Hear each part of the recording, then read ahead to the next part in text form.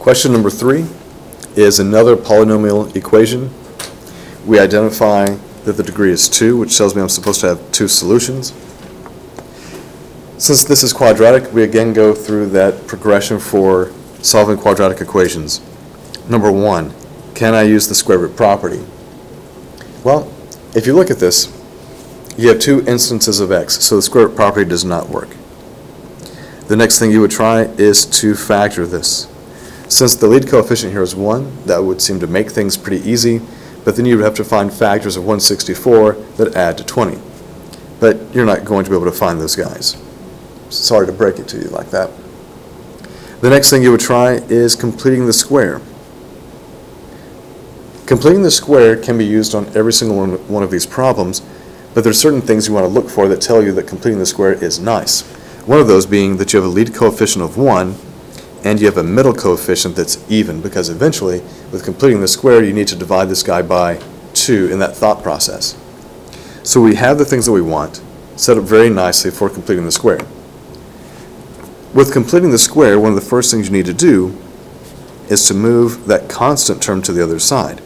Right now, that 164 is just in my way. So I'm going to do a minus 164 to the other side. Then for completing the square, I'm trying to find a number that I could add to the left side so that I have a trinomial that's going to factor as a binomial square. Easy way to find those, take this 20 and divide it by 2. That's what goes in the factored form. And when you square the 10, you get 100, which goes here, and that's what fills in the gap. That's what completes the square. We've got a problem. If I add 100 here, I've changed the problem, unless I also add 100 to the other side of the equation. So on the left side, the 100 is used to get a binomial square. On the right side, it's there to create balance, because what you do to one side, you do to the other, and so now we just simplify this. Negative 164 plus 100 is negative 64. And then from here, you revert back to using the square root property. You undo the square, so take the square root of both sides.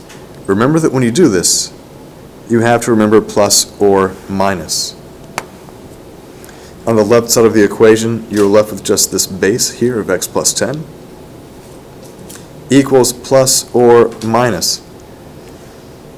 You're doing the square root of 64 with a negative. So the square root of 64 is 8, and this negative that's inside the square root is what contributes to the factor of I on the outside. So as long as you can take square roots, you have no problems here. If there's a negative inside, you're going to factor the I out for that simplification. The last thing we need to do to get x by itself is to subtract 10 on both sides. And as we saw in number 1, if there's already a plus or minus in place, whatever you move over to the other side needs to go in front of that. So negative 10 plus or minus 8i. We were expecting to get 2 solutions because of the degree of the polynomial, and 2 solutions we have with that plus or minus. If you were to separate these answers, you're going to see that separated does not allow you to do anything else. X equals negative 10 plus 8i, or the other solution, x is equal to negative 10 minus 8i. No matter what you do, you can't simplify any further, so this is really the preferred way for writing your answer. Please note that you could have also used the quadratic formula, but by using the quadratic formula, you would have had some seriously large numbers once you start throwing these guys into the formula. Completing the square keeps everything nice and small and simplified, and allows you to skip a lot of simplifying steps that you would have run into had you used the quadratic formula.